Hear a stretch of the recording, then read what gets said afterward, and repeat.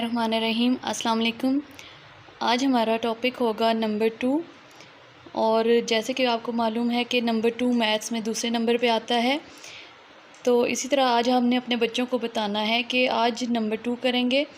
इस वीडियो में नंबर 2 के बारे में बताया जाएगा कि नंबर 2 की फॉर्मेशन क्या होगी, इसको कैसे काउंट किया जा सकता है और इसके स्पेलिंग्स क्या होंगे, सब होगा इसी वीडियो में। लेकिन वीडियो में आगे बढ़ने से पहले आप सबसे रिक्वेस्ट है कि प्लीज़ मेरे चैनल को सब्सक्राइब करें, लाइक करें और शेयर भी करें और बेल आइकन को प्रेस करना मत भूलिएगा। Thank you so much. तो आइए रिबा अली से मिलते हैं। Hello Riba. Hello. How are you? I am fine. Okay Riba, आज हमें आप क्या सिखाएंगी? नंबर 2 आप मुझे याद कर रहे थे, फिर मैं आ गई। ये नंबर 2 की शक्ल है। ये नंबर 2 हमने मैग्नेटिक बोर्ड पे मैग्नेटिक फॉर्म्स में लिखा है। ये मैग्नेटिक लेटर्स हैं और नंबर 2 भी मैग्नेटिक फॉर्म में है। तो इसी तरह आप बच्चों को इस तरह की चीज़ें ला के दिखाएँ, वो देख के इनको काफ़ी ज़्यादा अच्छे तरीके से सीख सकते हैं। अगर ये नहीं भी है तो तब भी आप वाइट बोर्ड को यूज़ कीजिए। अगर वो भी नहीं है तो आप कॉपी को यूज़ कर सकती हैं और उनको बार बार ये इसकी शक्ल आपने दिखानी है कि ये नंबर 2 है और अपनी फिंगर से भी बताना है कि ये नंबर 2 है। नंबर 2 के स्पेलिंग क्या है रिबा? TWO2। Number number 2। 2। आपने फिंगर्स के साथ बार बार कॉन्सेप्ट देना है बच्चे को कि ये नंबर 2 है। ये नंबर्स का एक पजलिंग बोर्ड है। ये 1 to 20 इस पे काउंटिंग लिखी हुई है, प्लस माइनस और इक्वल का साइन भी है। तो इस तरह के बोर्ड्स भी बहुत हेल्पफुल होते हैं जो बच्चों को बताते हैं कि इसमें काउंटिंग का नंबर किधर है। वो आहिस्ता आहिस्ता इनकी शक्लों को पहचान जाते हैं, नंबर्स को पहचान जाते हैं कि ये कहाँ पे हैं और इसका हमने कैसे यूज़ करना है। इस बोर्ड्स के थ्रू हम बता सकते हैं बच्चों को कि 1 से 2 से पहले क्या आएगा, 1 आएगा, और 3 से पहले क्या आएगा, 2 आएगा। इस तरह से what comes before, after, between, इन सब चीज़ों को भी मैथ में कॉन्सेप्ट क्लियर किया जा सकता है। जैसे कि वो प्ले से नर्सरी से प्रेप में जाएंगे तो ये कॉन्सेप्ट उनको क्लियर करना बहुत ज़रूरी होगा। और उनके ये क्वेश्चंस भी होते हैं, what comes before, what comes after, what comes between. तो इसमें ये बोर्ड आपको बहुत हेल्पफुल होगा। अगर ये नहीं भी है तो आप कॉपीज़ में भी बच्चों को समझा सकते हैं। अब आपको रीबा बताएंगी कि where is number 2।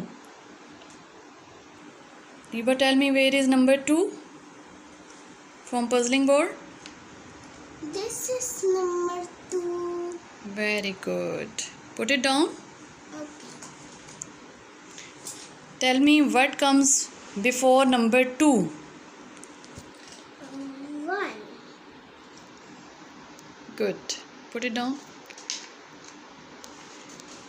What comes before number 3?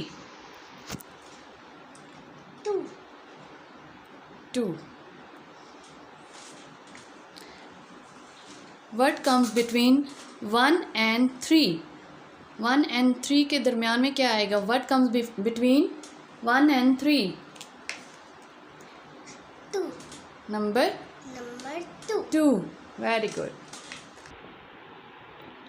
ये बर्थडे कैंडल है मेरी बहन की। ये हम बर्थडे कैंडल लाए हैं अब इसकी छोटी सिस्टर के लिए।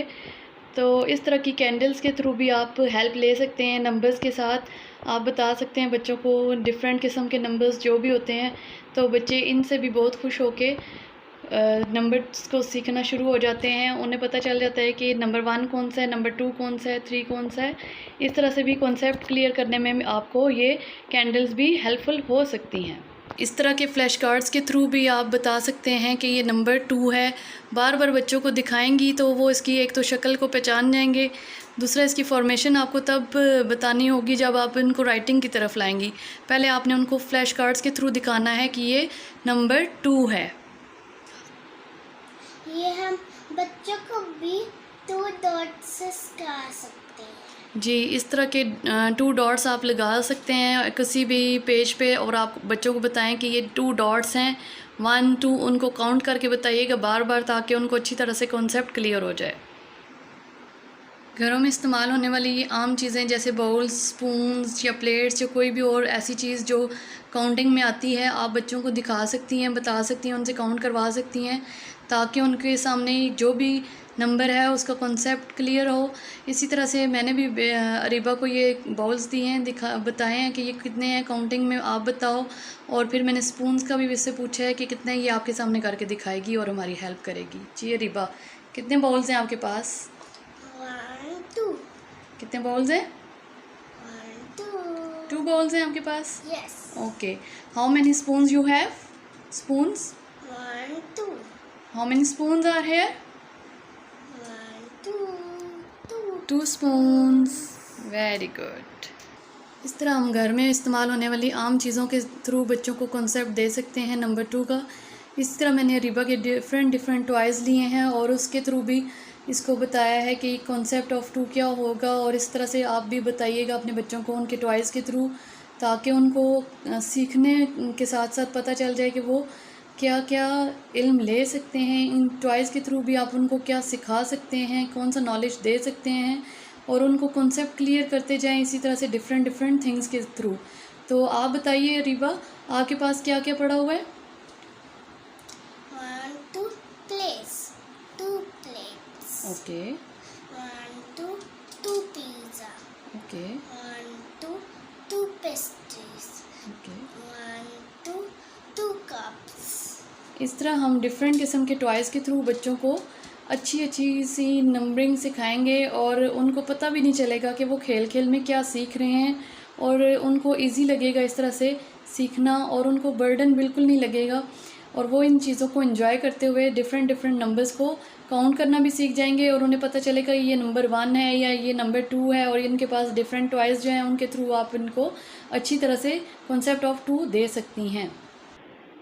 ओके जी, यहाँ एक 2 का कॉन्सेप्ट क्लियर करने के लिए मैंने एक्टिविटी अरेंज की है, जिसमें मैंने डिफरेंट किस्म की स्ट्रॉज़ को लिया है और वो काउंटिंग में 2 से ज़्यादा हैं, इसलिए इनको मैं कहूँगी कि ये आप डालें इस ग्लास में नंबर 2 के हिसाब से आपने काउंट करके डालना होगा। अगर आपको कोई और नंबर है, जिस तरह कोई और कॉन्सेप्ट देना चाहती हैं नंबर 3 का या नंबर 4 का, तो वो बच्चे को आप कहेंगे कि आप उतने ही स्ट्रॉज़ इस ग्लास में डालें।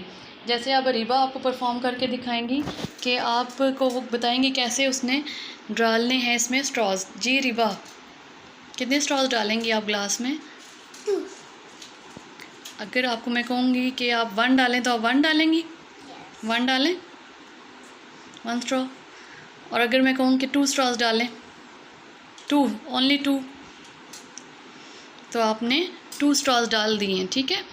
इसी तरह आप भी अपने बच्चों से कहें कि वो इस तरह से एक्टिविटीज़ करें, वो इस तरह से इंजॉय भी करेंगे और वो नंबर 2 का कॉन्सेप्ट भी सीख जाएंगे।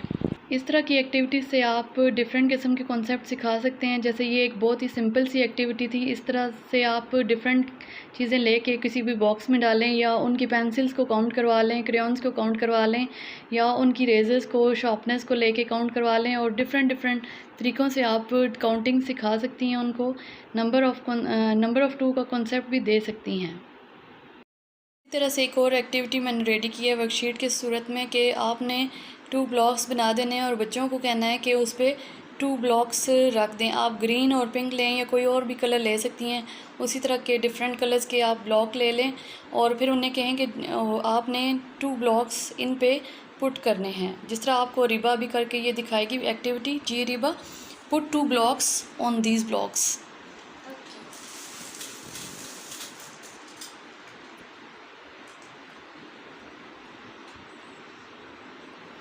ये बहुत आसान सी एक्टिविटी है, जो बच्चा परफॉर्म करेगा तो उसको अच्छी तरह से पता चल जाएगा कि मैंने कितने ब्लॉक्स पुट किए हैं इन बॉक्सेस के अंदर।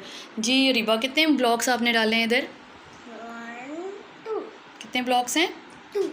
आपने बच्चों को बार बार जब 2 का कॉन्सेप्ट करवाना है तो बार बार डिफरेंट तरीक़ों से समझाना है, उनको सिखाना है कि ये नंबर 2 है और इसकी क्या फॉर्मेशन होगी, क्या राइटिंग होगी, वो तो एंडिंग में मैं आपको बताऊंगी, आगे चल के वीडियो में आप देखिएगा। लेकिन आपने उससे पहले ये सारी एक्टिविटीज़ उनसे करवानी है ताकि उनके माइंड में पहले 2 का कॉन्सेप्ट एटलीस्ट क्लियर हो जाए। तो उसके बाद आपने उनको राइटिंग की तरफ लाना है। पहले आपने राइटिंग की तरफ नहीं लाना, पहले उनके माइंड में 2 का कॉन्सेप्ट अच्छे तरीके से बिठा दें और उसके बाद उनको डिफरेंट एक्टिविटीज़ कराएं, वर्कशीट्स कराएं ताकि बच्चे इसको अच्छे तरीके से समझ जाएं।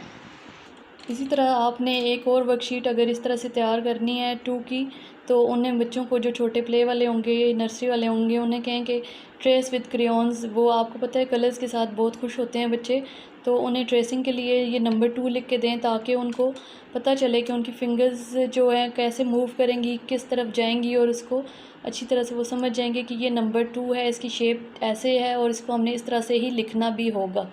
जैसे अभी आपको रिबा करके दिखाएंगी। जी रिबा, आप हमें करके दिखाइए। ओके।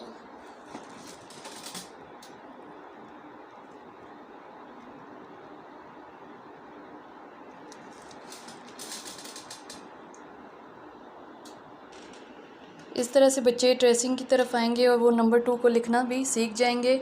और इस तरह से उनके हाथ जब इस तरह से इसके ऊपर मूव करेंगे तो उनको पता होगा कि हमने किस साइड पे जाना है और कैसे मूव करना है अपने हाथ को। वर्कशीट मैंने रेडी की है जिसमें मैंने स्टार्स लिए हैं कुछ, और मैं अब बच्ची को कहूँगी कि वो इन स्टार्स को नंबर 2 पे पेस्ट करे। आप भी इस तरह की वर्कशीट रेडी कर सकती हैं ख़ुद भी घर पे। ज़रूरी नहीं है कि इंटरनेट से ही हमारे चीज़ को डाउनलोड करेंगे तभी हम अपने बच्चों को सिखा सकेंगे। इस तरह की आप वर्कशीट रेडी करें। और ये डिफरेंट किस्म के स्टार्स मैंने लिए हैं। आप कोई और बटन वगैरह ले लें, कुछ भी ले लें, डिफरेंट किस्म की चीज़ें जो इस पर बच्चे पेस्ट कर सकें और वो इस चीज़ को करते हुए इंजॉय भी करेंगे और नंबर 2 का कॉन्सेप्ट भी सीख जाएंगे और उन्हें इसको करने में मज़ा बहुत आएगा और वो खेल खेल में सीख जाएंगे। और हमारा इस वीडियो को बनाने का मकसद ही यही है कि बच्चों को आप बर्डनाइज मत करें बल्कि उनको खेल खेल में सिखाएं, जिसको वो सीखते हुए परेशान ना हो, खुश रहें और इन्जॉय भी करें। अभी आपको रिबा ये सब करके दिखाती है। जब आप ये करवाएंगे तो इस तरह से डॉट्स आपने लगा देने हैं ताकि बच्चे को इजी रहे कि वो उसने कहाँ कहाँ स्टार को लगाना है और वो इसको लगाते हुए प्रॉब्लम में ना आए कि हमने अब क्या करना है। इस तरह से आपने भी इनको डॉट्स डाल देने हैं और कहना है कि इसके ऊपर ऊपर आपने पेस्ट करते चले जाना है। इस तरह से रिबा ने इसको कंप्लीट कर लिया है और आप भी अपने बच्चों से इसी तरह से कंप्लीट करवाएं। और इस तरह की एक्टिविटीज़ से बच्चे बहुत खुश होंगे, आपको पसंद आएगा इनका ये काम भी और बच्चे भी इस चीज़ को लाइक करेंगे। आई होप आज कॉन्सेप्ट ऑफ 2 आपको अच्छी तरह से क्लियर हो चुका होगा। आप हमेशा याद रखें कि किसी भी कॉन्सेप्ट को देने से पहले ये मत सोचिएगा कि पहले हम उनको बच्चों को लिखवाने की तरफ ले आएँ। लिखवाने से पहले आप उनको पहले ये सारी एक्टिविटीज़ करवाएं, वर्कशीट्स करवाएं। उनके माइंड में क्लियर होना चाहिए कि जो काम हम करने जा रहे हैं वो कौन सा है, कैसा है। उसके बाद उनको राइटिंग पे लाएं। राइटिंग पे पहले लाने से उनको कुछ समझ नहीं आएगी कि ये क्या है और क्या नहीं है। इसलिए आपने उनको पहले इन सारी एक्टिविटीज़ में से, वर्कशीट में से गुजारना होगा और उसके बाद आप उनको राइटिंग की तरफ लाएंगी। पहले उनको आपने अच्छी तरह से 2 का कॉन्सेप्ट समझाना है, उसकी शेप बतानी है कि वो 2 होता कैसे है और उसको कैसे लिखते हैं और उसकी फॉर्मेशन कैसे होती है। अब नंबर 2 को आपने कैसे लिखना है उसको आप इस तरह से बच्चों को बताएंगी। आपने पहले उनको लाइंस का, कर्व्स का कॉन्सेप्ट क्लियर करना होगा। आपने उनको बताना है ये आप लोगों ने कर्व बनाना है, फिर slanting line and then sleeping line. हम आ जाते हैं कॉपी वर्क की तरफ। आपने कॉपी का पेज ऐसे ही रेडी करवाना है। आपने 2 लिखना है, उसके साथ आप कोई सी भी शेप बना सकती हैं, कोई सी भी किसी भी चीज़ को बना सकती हैं। कोई ऑब्जेक्ट हो उसकी तस्वीर बना दें और फिर बच्चों से कहें कि उनको कलर करें। एक तो वो कलर करेंगे, उस पर भी खुश होंगे। फिर उनको आपने बनानी जो भी चीज़ होगी वो 2 ही बनाएंगे। अगर आप 2 का कॉन्सेप्ट दे रही हैं तो 2 ही बनाएंगी, अगर 3 का देंगी तो फिर 3 बनाएंगी। लेकिन यहाँ पे आज हम 2 का कॉन्सेप्ट करवा रहे हैं तो इसलिए हमने 2 बॉल्स बनाई हैं। इसी तरह आपने उनको 2 थिंग्स बनानी है और उनको बताना है कि आप काउंट करें ये कितनी हैं, फिर उसके बाद इनको कलर करें। उसके बाद आप उनको राइटिंग की तरफ जब लेके आएंगी तो आपने उनको बताना है कि ये नंबर 2 है। इसी तरह आपने कॉपी का पेज रेडी करना है, 2 लिखना है। और अगर प्ले के बच्चे हैं तो उनको इस तरह से ट्रेसिंग के लिए ये पेज आपने रेडी करके देना है जैसे कि आपको वीडियो में दिखाया जा रहा है। 2 का आपने लिखना है, उसके बाद इस तरह से डॉट्स हर बॉक्स के लिए और थोड़े थोड़े बॉक्स छोड़ते जाइएगा ताकि बच्चे खुला खुला लिखें और उनको नज़र आए कि उन्होंने लिखा क्या है। फिर उस तरह से वो लिखना सीख जाएंगे। इसके बाद हम प्ले ग्रुप के पेज रेडी करने के बाद नर्सरी के पेज कैसे रेडी करते हैं वो मैं बताती हूँ। नर्सरी क्लास के बच्चों के लिए इस तरह से आप पेज रेडी करेंगी, डेट मेंशन करेंगी, फिर डे मेंशन करेंगी उसके बाद क्लास वर्क है या होमवर्क, वो आप लिखेंगी जहाँ पे मैंने 4 नर्सरी क्लास लिखा है। तो उसमें आपने 2 इसी तरह से लिखना है 3 टाइम्स, और उसके बाद आपने हर बॉक्स में 1 डॉट डाल के देना है। 1 डॉट से ज़्यादा आपने नहीं डालना। बच्चों को इसी तरह से पेज रेडी करके देना है और बच्चों से कहना है कि यहाँ से जो डॉट डाला है यहीं से आपने स्टार्टिंग लेनी है, और उन्हें ज़रूर बताना है कि 2 की शेप क्या है, इसकी फॉर्मेशन क्या है। इसको आपने पहले अच्छे तरीके से क्लियर करना है, उसके बाद राइटिंग की तरफ लाना है। अगर बच्चे प्रेप क्लास के हैं तो उनको भी इसी तरह से आपने पेज रेडी करके देना है। 2 लिखना है, उसके बाद उनको स्पेलिंग्स के साथ लिखवाइए, क्योंकि स्पेलिंग्स आ जाते हैं। कई स्कूल्स में नर्सरी में भी सिखाए जाते हैं और कई स्कूल्स में प्रेप क्लास में सिखाए जाते हैं। नर्सरी में अगर बच्चे आपके सही चल रहे हैं तो आप उनको ये 1 के 2 के 3 के आगे जिस तरह से भी चलते जाएं तो उनको आप स्पेलिंग्स सिखाते जाएंगे। और सबसे पेज पे आपने पहले डेट और डे मेंशन करना है, ताकि बच्चों को डेट का और डे का कॉन्सेप्ट क्लियर हो और उनको पता हो कि हमने यहाँ पे डेट लिखनी है, यहाँ पे हमने डे लिखना है। इस तरह से आपने उनका पेज रेडी करवाना है जो प्रेप क्लास के बच्चे होंगे। फिर जब उनकी 1 to 10 कंप्लीट हो जाएगी तो आपने उनको फुल पेज पे 1 to 10 लिख के देना है, और उनके स्पेलिंग्स भी लिखने उनको आने चाहिए।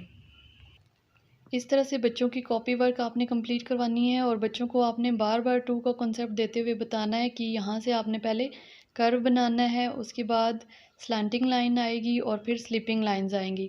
और आपने मेरी प्रीवियस वीडियो में चेक किया होगा कि मैंने उसमें लाइंस का कॉन्सेप्ट और कर्व्स का कॉन्सेप्ट क्लियर किया है। इसी तरह आपने अपने बच्चों को बहुत अच्छी तरीके से उनका कॉन्सेप्ट बताना है, लाइंस का भी और कर्व्स का भी, ताकि जब वो राइटिंग की तरफ आएँ तो उनको ज़्यादा डिफ़िकल्टी नहीं हो। आपको इस तरह से 2 का कॉन्सेप्ट देते हुए हर चीज़ क्लियर करनी चाहिए, ताकि बच्चे को ये अच्छी तरह से माइंड में बैठ जाए कि 2 होता क्या है, उसके स्पेलिंग्स क्या हैं, और आहिस्ता-आहिस्ता आपने उनको लेके चलना है और खेल-खेल में उनको सिखाना है, ताकि उनको पता भी ना चले और वो सीख जाएँ। यही आज की हमारी वीडियो का मकसद भी है कि बच्चों को खेल-खेल में सिखाया जाए। कोई भी कॉन्सेप्ट है उनका कॉन्सेप्ट क्लियर करना ज़रूरी है, और उसको क्लियर करने के लिए बहुत ज़रूरी है कि आप डिफरेंट किस्म की एक्टिविटीज़ अरेंज करें, वर्कशीट्स अरेंज करें। सो दैट आज की वीडियो आज यहाँ तक ही है, और इसके बाद नेक्स्ट वीडियो में नेक्स्ट कॉन्सेप्ट होगा। आई होप आपको आज की वीडियो पसंद आई होगी। इसी तरह आपने अपने बच्चों को हर कॉन्सेप्ट के बारे में क्लियर करना है और उनको अच्छे तरीके से पढ़ाते जाना है, ताकि वो अच्छे तरीके से अपने माइंड में इस चीज़ों को बिठा लें और उनको वो सब चीज़ें हेल्प करती जाएं और उनकी बेस अच्छी बने। जब बेस अच्छी बनेगी तो वो आगे भी नई से नई चीज़ सीखने में प्रॉब्लम में नहीं आएंगे, उनके लिए हर चीज़ ईजी होती चली जाएगी। आई होप गाइज़ आज आपको वीडियो पसंद आएगी। इनको प्लीज़ लाइक कीजिए, शेयर कीजिए और कमेंट भी कीजिए, और सब्सक्राइब करना मत भूलिएगा, और बेल आइकन को भी ज़रूर प्रेस कीजिएगा, ताकि मेरी हर आने वाली नई वीडियो आपको इजीली अवेलेबल हो सके। Thank you so much. अल्लाह हाफिज़।